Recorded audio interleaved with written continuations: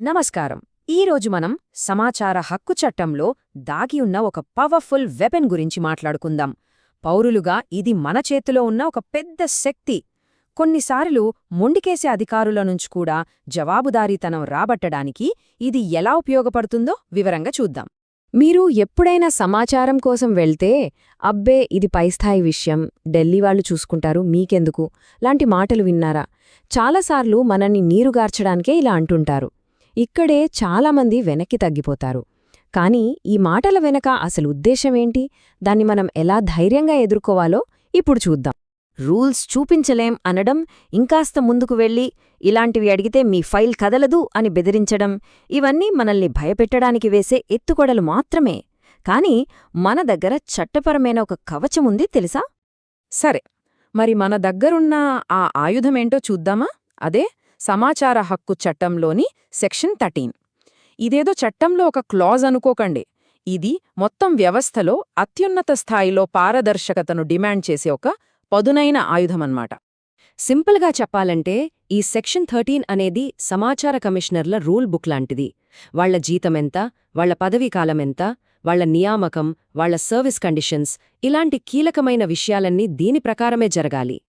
అంటే ఇంకోలా చెప్పాలంటే సమాచార కమిషన్ అనేది ఆర్టీఐ విషయాలకు సంబంధించి ఒక రకమైన అపీల్ కోర్ట్ లాంటిది. మరి ఆ కోర్టు సరిగ్గా స్వతంత్రంగా పనిచేయాలంటే కొన్ని రూల్స్ ఉండాలి కదా. ఆ రూల్ బుక్కే ఈ సెక్షన్ 13. సరే, ఇదంతా బానే ఉంది.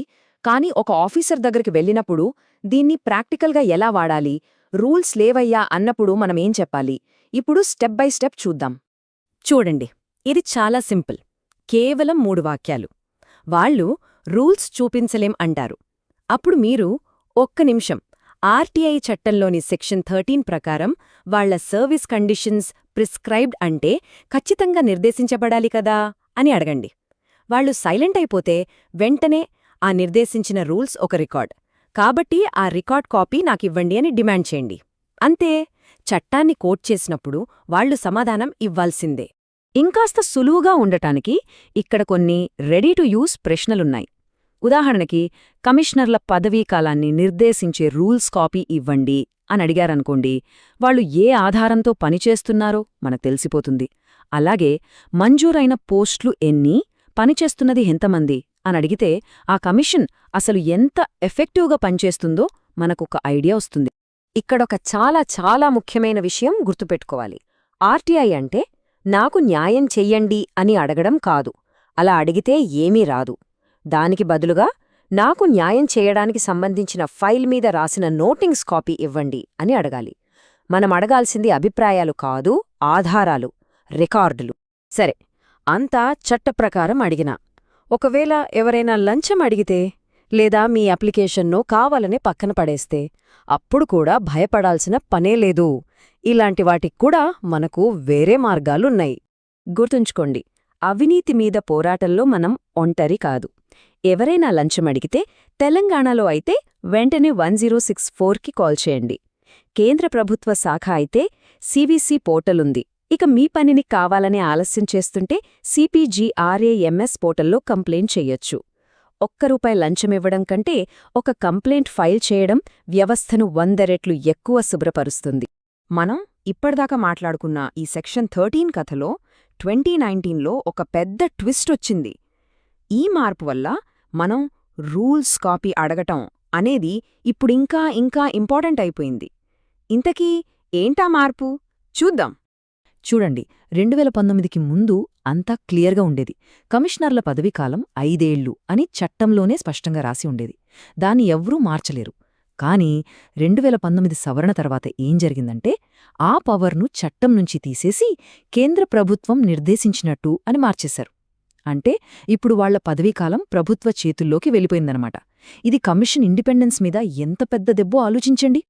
ఆ సవరణ తర్వాత ప్రభుత్వం కొత్త రూల్స్ తెచ్చింది. ఆ రూల్స్ ప్రకారం ఇప్పుడు కమిషనర్ల పదవీకాలం 3 ఏళ్లే. రేపు ఇంకో ప్రభుత్వం వచ్చి దాన్ని 2 ఏళ్లకు మార్చొచ్చు లేదా 5 ఏళ్లకు పెంచొచ్చు.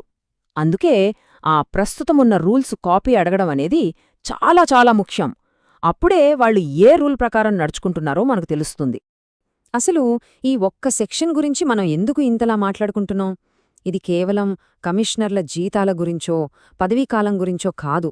ఇది మొత్తం సమాచార హక్కు చట్టం యొక్క భవిష్యత్తుకు సంబంధించిన విషయం. ఇది బాగా గుర్తుపెట్టుకోవాలి.